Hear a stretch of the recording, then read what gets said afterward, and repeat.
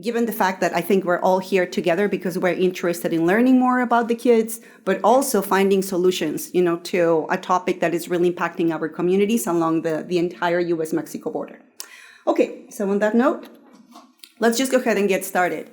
First of all, quick definitions, because this is, and please forgive me, for starting with this, but I think that we need to clarify what we are here for, the specific topic that we're here for. We're going to be talking about migrant smuggling. So this is the facilitation for profit or in exchange of a material benefit as defined by the UNODC. It's a facilitation of the entry of a person into a country different from, their own in exchange for material profit. It is not human trafficking. Human trafficking, involves coercion, intimidation, and it is the extraction of a labor of another person. Why do I have that little arrow in between? Because, those of us, or those of you, who are here joining us from law enforcement know very well that in the field, it is very different to tell many times a case of migrant smuggling from another one, from one of human trafficking. Many times, people who have been smuggled, once they reach their destination, are told that they have to continue working to get to another destination, and they have to pay an additional fee. Many times, people who have been trafficked reach a destination along their journeys where the only way to continue is to engage the labor of a smuggling facilitator. So we want to keep that clear, because many people, you have probably seen this, or when you go to meetings or conferences, people say, oh, the traffickers. And we actually have to remind them, we're talking about the smugglers. And many times, to address some of these challenges, and especially, if you look at any of the UNODC's reports, that's the UN Office on Drugs and Crime, they use the term facilitator. So that is the one that I am going to be using today. And where's my... Okay. So first, when you have the agenda, we're going to be talking about some of the global trends. We're going to go from what has happened, what is happening at the global level. And if you want the slides, please, let me know. I will be super happy to share them with you, sources and data as well. So everything is going to be available to you. So let's go back, to like 2 or 3 years ago, maybe we want to forget about COVID, but COVID is still there. It's still lingering as part of our recent past. So what we know is that COVID never stopped people from moving. Maybe at the beginning, many people decided or had to stay put. In the case of migrants, people who were already in transit, I love how the chief, has said sometimes, it's not like people got to the wall and said, "Grats, I'm going to go back home. It's closed." Okay, So it involved people having to stay put wherever they were, trying to find ways to survive wherever they ended up along the way. Forging relationships with employers, with neighbors, with people in their communities that many times could have been exploitative in nature.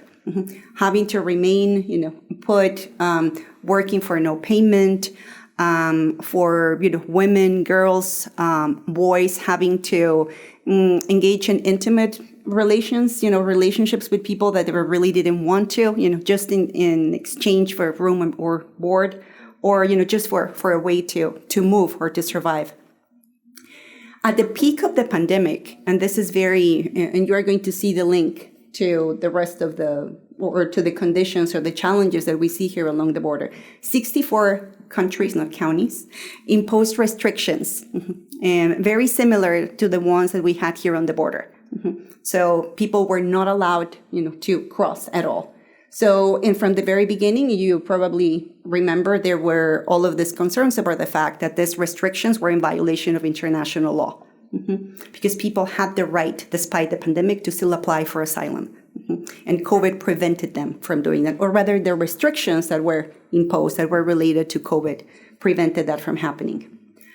What happened with that as well was that there was this postponement and delay that came very much associated with all of the legal processes. People not able to go to court. You probably remember that. That people had to do, that they had to remain in Mexico, waiting for a court date. That also generated this accumulations of people on the Mexican side of the border.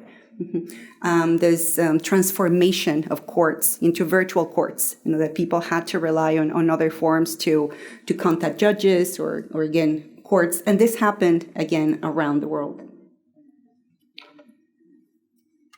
And this is something that we're still dealing with today. And the fact that people are still, the motivations, the drivers, as this is often referred to in the literature, that led people to migrate are still there. And in fact, they have been aggravated, right, for this inequality that persisted after the pandemic. So we see how around the world, this is, we're here on the border and we just see what is happening on the border, but this is something that is happening all over the world. There's levels of rising unemployment, increasing debt, loss of livelihoods and social protections. And also the fact that the recovery has been unequal. Not every country has the same ability or the same capability to respond to some of the challenges that they have seen. Some countries, as the here in the United States, people receive some sort of relief. That was not the case in many other countries.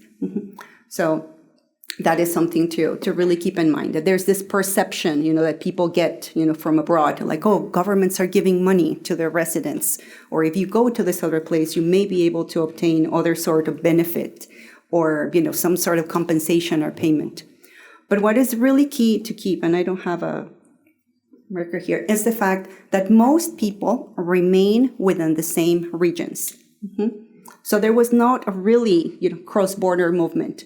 And this is something that we see, that we were able to see, across the Americas and also in Africa. People were moving within the Americas. Right now, many of you have in the course of your work are probably working with people from South America, people from Venezuela, people from Colombia. Most of them, in fact, remained in South America. They were not coming at the beginning of the pandemic. They were not necessarily coming to the US. The same happened in Africa. People were not, you probably seen all of these images of people fleeing into into Europe, these representations. Sadly, we had a very tragic incident involving the death of 600 people last week, off of the coast of Greece. But most people who migrate actually remain in close proximity, to their communities. And this inequality, right, what many times leads people to opt, for migration. And also, and we have to keep in mind that at the core of people's decisions to migrate with a smuggling facilitator is the fact that there are no legal pathways for them to get out of those locations. And we're going to be talking a little bit about that. And these challenges to move forward affect people differently. In young people, children traveling, without the company of an adult. People who have different sexual orientation or gender identity, people from the LGBT community, and people who are discriminated on the basis of race. The very fact that here in our community we are seeing people from countries that we had not traditionally been seen or, that we're not accustomed to see in the past. That creates a lot of tension. We have probably heard commentary about people from Venezuela, from Colombia, not being the same as other migrants, or not being as I've heard those conversations even within my own family. Oh, these migrants are not the same as Mexican migrants. We were better. So there's all of this racism, the sense of discrimination that exists and that people are experiencing as they move. So here we get to smuggling, right? So what has happened in terms of smuggling? Well, first of all, the pandemic restricted access to visas and passports. When I was, at the beginning of the pandemic, I was in Italy, and we were trying to figure out what was happening, how the smuggling facilitators were operating in the region. We found that in countries like Zimbabwe, for example, people could not get a passport because there was no paper. Just so that we get a sense of how basic this is, but there's no paper to print a passport. So how are you going to be able to leave the country legally? Something similar has happened in the case of Venezuela. People cannot go and apply for a passport, because of all of some of the legal political challenges that the country is experiencing. So when we're not able to obtain those documents, when we cannot obtain a document that just, not having, let alone the passport, a birth certificate, school certificate, vaccination card, vaccination record, something that shows who I am. People, again, people from the LGBT community. So there's all of these documents, all of this sort of paperwork that cannot be obtained and that doesn't allow you to move forward. So there's a different, and this is something that I would love to discuss as part of the Q&A. There's two currents or two among researchers, two ways that we're thinking about smuggling. And we know that there was a definite increase in the smuggling cost of smuggling services, before and after the pandemic. For some researchers, this was related to enforcement, the escalation of enforcement, the very fact that the border was closed. But for other researchers, this is, when here I'm citing Samuel Loroña and some forthcoming work that he's doing actually in the Arizona-Sonora border. It can also be increased due to the demand. As you have seen over the last couple of years, the numbers of people arriving has also increased. And many of them are not seeking to reach destinations within the U.S. They are also only asking the facilitators to take them to a point where they can turn themselves in. You have probably heard about that. Que la gente se vaya a entregar. That people go and turn themselves in. The potential risk of injury or death, especially for those who cannot afford to pay the smuggling fees, increases.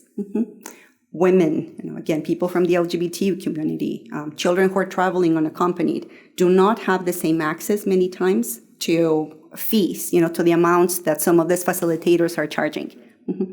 Also, and this is something that we have been seeing, especially over the last few months, all of this confusion that is coming from the White House, all of these confusing messages about the border opening or not, being closed or not, encourage in one way or another people to say, I am going to give it a shot. I am going to see if I can make it. And this is at the same time, putting, again, very specific, creating specific forms of violence that people, that people have to face as they move. Here, and here we're moving, and I'm going to be talking again about the online markets and whatnot.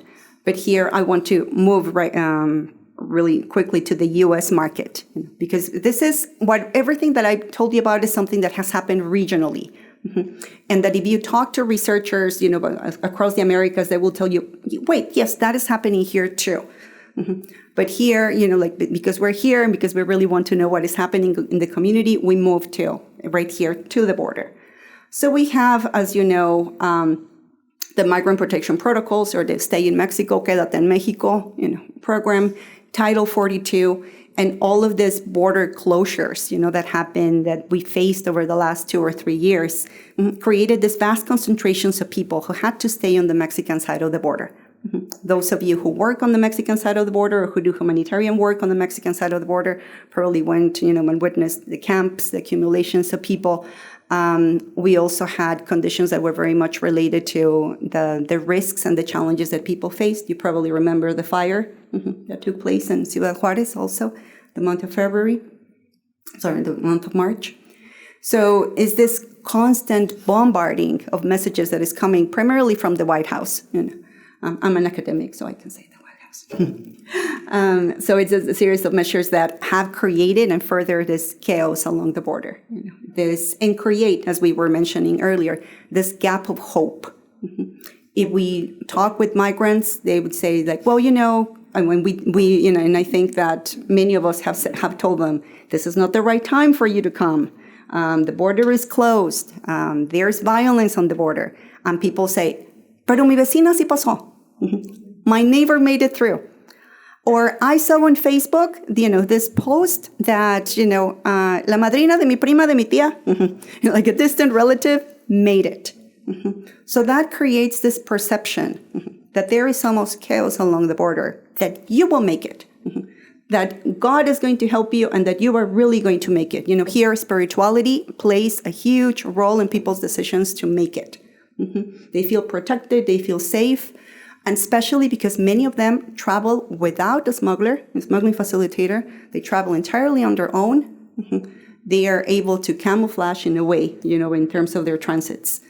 So just things to keep in mind when we talk with people, when we talk with migrants.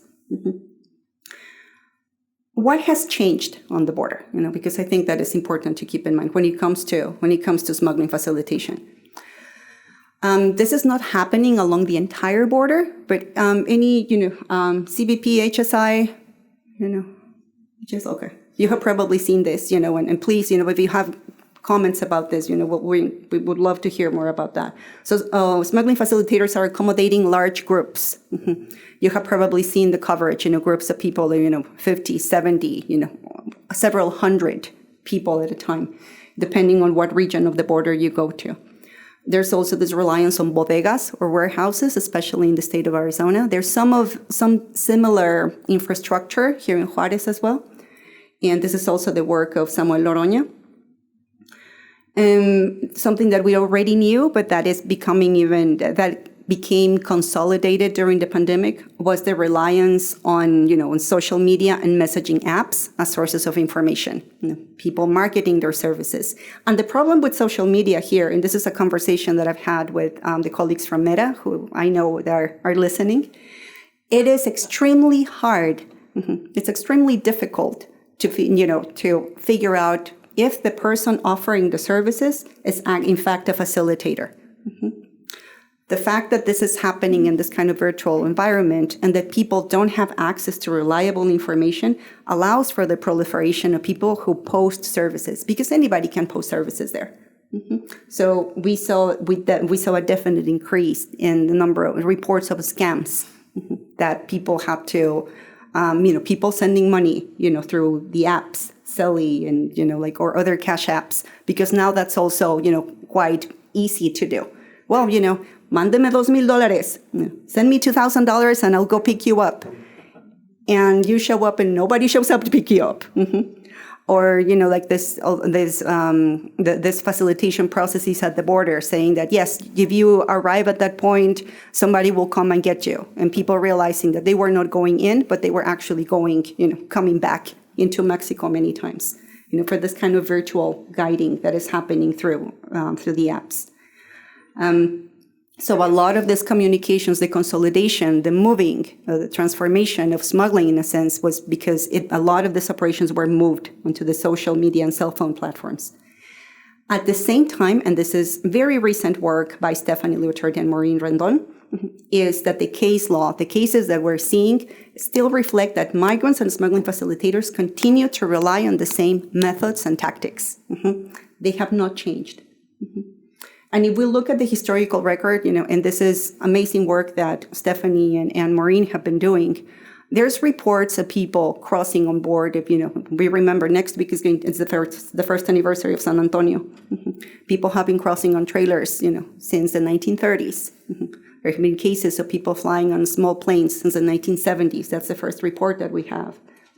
So the methods, the mechanisms, the high-risk methods that people are using to facilitate the transits have not really changed. What has changed in many occasions has been, just the use and the engagement with the technology. I find this, and I really want to share this information with you. So this is from the US Sentencing Commission. This is data that when I tell people, that it exists, they I didn't know that there were numbers about migrant smuggling. Well, the United States is one of 2 countries in the world that keeps track of migrant smuggling convictions, but at the federal level. No other country keeps systematic track of their convictions, which is a challenge to understand what is happening with the smuggling worldwide. But here, I'll bring the microphone. Well, it will be, it's really interesting to look at the numbers. So in 2016, we had, and I have the exact numbers here, let me pull them up. In 2016, we had 19,135 cases that were related to migration that were referred to the U.S. Sentencing Commission. Of those, 12.7%, so it's about close to 2,000 cases, were related to smuggling. Fast forward to 2022, we have less cases that were related to migration in general. We had 16,700. However, the proportion of cases that of smuggling convictions has doubled. So we're at 24%. 24% of the cases that are being heard that are related to migration at the federal level are related to smuggling. So they have doubled in, 6 years? And these are the local numbers. So if those of you who are, again, who are with federal law enforcement and working here on, especially in West Texas, can see if you have been wondering why it feels that you are working more cases on smuggling, these are the numbers that show it. In 2006, the Western District of Texas had 432 cases that were related to smuggling. In 2022, there were 1,090. So they have more than doubled, again, in 6 years. And there is, here we can start tracing the correlations, but once again, the pandemic, the initial closure of the border, the reopening of the border, and again, between quotations. But this tendency, if we look at the graph, is likely to continue. The cases, will continue growing. What else do we know about smuggling? That since 2016, slightly over 50% of all cases related to smuggling involve the smuggling of 6 or less people. So we're looking about, half of the cases of, small operations. So this is, it can be anywhere from one to 6 people. Large groups, again, and this is despite the perception that we have the large group cases or cases involving very large groups has increased. They have decreased by half since 2016. So there's very few of those cases. They are very common. It's very common to see them on media. They attract a lot of attention because they look really bad. How can we be dealing with this many people? But in fact, they have decreased by half. Most people who are charged with smuggling, are sentenced to prison. So this is between 84 and 87%. And their sentencing range is within 15 and 16 months. However, because they are not getting mandatory sentences on that, they are probably serving just about half of that. So that's something to keep in mind. So these are U.S. citizens that may be, for those of you who are in law enforcement who may be released, following the partial completion of a sentence. We know that there is recidivism. There is no data on migrant smuggling recidivism. But when we look at criminal histories, we see that many people who have been convicted for migrant smuggling are, convicted in the future. The majority of those who are charged with migrant smuggling has increased in the last 10 years. The perception was usually, these are Mexican organizations, this is transnational crime, there is actually no information on transnational crime partnership or membership, and the data that is that the U.S. Sentencing Commission has shared. But there is an increase of almost 10% in the involvement of U.S. citizens, or rather in the conviction of U.S. citizens, and the majority of them are of Mexican American origin.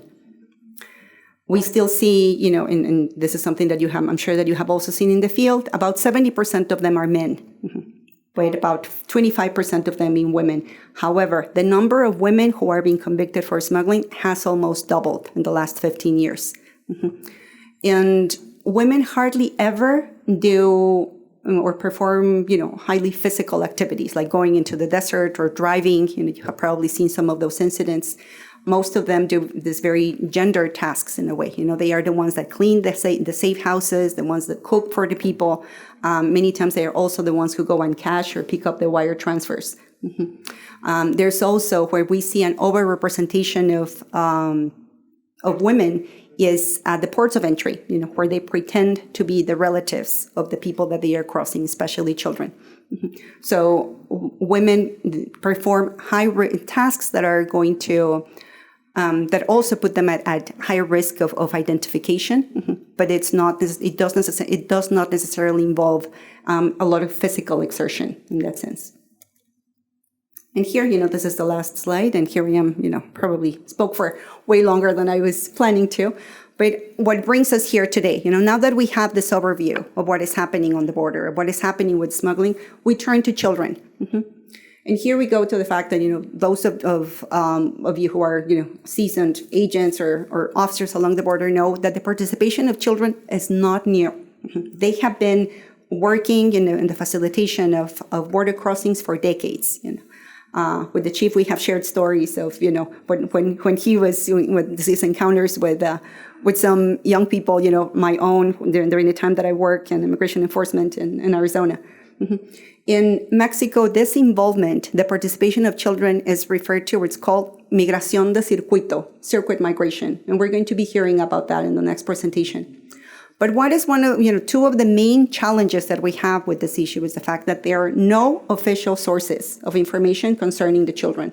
First of all, because they are not charged on either side of the border. Mexico does not charge them with migrant smuggling. The U.S. does not, file any charges. It has happened in the past, with drug trafficking. But in this case, when it comes to migrant smuggling, most of the times the children are just allowed to go back to their communities, which have very critical consequences in their safety. And this is something, where we are going to be talking about, during the next couple of presentations. Again, not a single agency on either side of the border has kept track. We do not have official data. The data that our, colleagues from DIA, we're going to share with you today is unique in the sense that no Mexican agency had ever released their official numbers until now. So I'm not going to share those numbers. I'm going to leave them. Now, what we know about the children, is that they have, especially on the American side of the border, is that they have a wide range of profiles and different vulnerabilities and different levels of visibility. It is not the same, to work with young people or children who are facilitating border crossings along the U.S.-Mexico border than those that are driving nice cars, who are perhaps young people from middle-class families, from San Antonio, Houston, from cities in the interior, and are driving back and forth to the border. So we have to be aware of that. We're talking about people with different vulnerabilities and different experiences. What we do see is disengagement on high-risk behavior. Yeah, if you have been here in El Paso for long enough, you probably remember the case about a couple of years ago of the 4 teenagers that died, going down Paisano, Corvan Paisano Drive. There's also, again, this, and we can talk more about this as well, their engagement with social media. Many of these teenagers are actually posting videos on TikTok, on Instagram. Gabriel Salazar was, a teenager that had 2.2 million followers. And he was doing a live Facebook, I believe, when he was being chased, when his car exploded during a chase. Something to keep in mind, as we move on to the next presentation, due to age, even if their engagement is consensual, by definition, the children should be considered victims of trafficking. And this is according to the UNODC protocol, on the trafficking of women and children.